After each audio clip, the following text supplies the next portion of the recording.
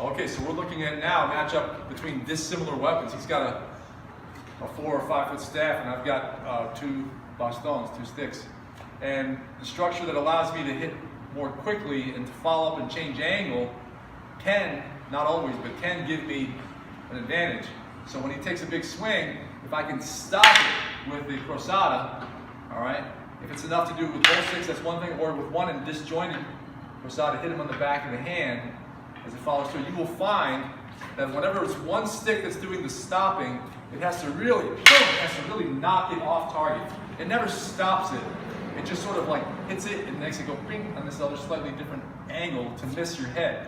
And you find that even with stick against stick, that a deflection is not a static like boom, stopping dead. It's really more of a deflecting collision like 2 billiard balls hitting each other. That's a good way of imagining what sticks are doing to hit each other.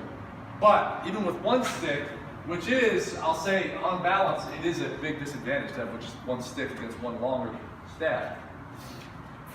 But let's say, as I'm attacking and he throws his up, I can change direction, all right, and I can hit him very quickly. You can change direction and hit him back of the hand, hit him in the face with quick ticks. But the difference is that it takes some work to get in on him, all right? Because if I'm the person with the long staff, this is a 4-footer, and he's got smaller, faster weapons, I've got to use a small, fast reload kind of structure with my staff so that he doesn't catch me on the follow through, while I'm trying to come back. So instead what I do is I shorten it up and I just use this chopping. Even if he deflects the first one and tries to come in, I'm hitting him again. All right, and I'm also ready to do small little backpedaling steps. I should point that out too, that I do need to give some ground so that I get him to try to cross this no man's land and he's going to get hit again. In the meantime, anytime he's trying to get too close and I'm not ready to hit, I can just shove him out with this stick. I can even invite him to try to knock it aside and then chop, chop, chop again. All right, so I have to keep to this structure so that the rate of attack, think of how long it takes to hit, reload, hit again. That amount of time has to be less than the time it takes for him to go from there on the end of my stick to where he steps in and I'm on the end of his stick. That distance of movement, the amount of time it takes him to do that, which is different for one person or another, you have to match those up and see who's faster, who's able to get in there sooner. So now what we're going to do is we're going to do a little exercise where you choose a weapon at this end of the room. Let's see if this doesn't end in disaster.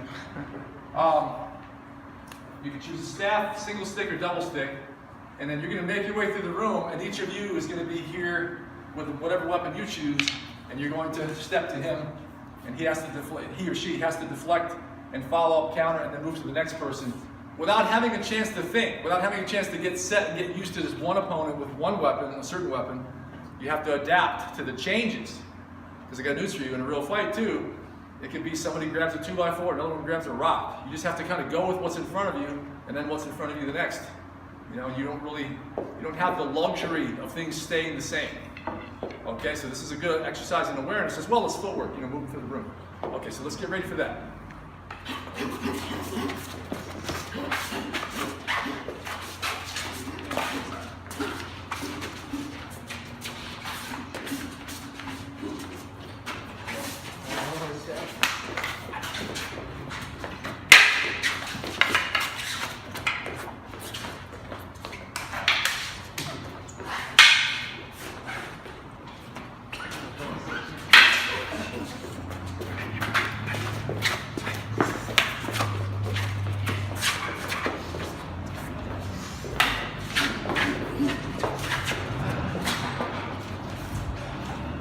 Abby?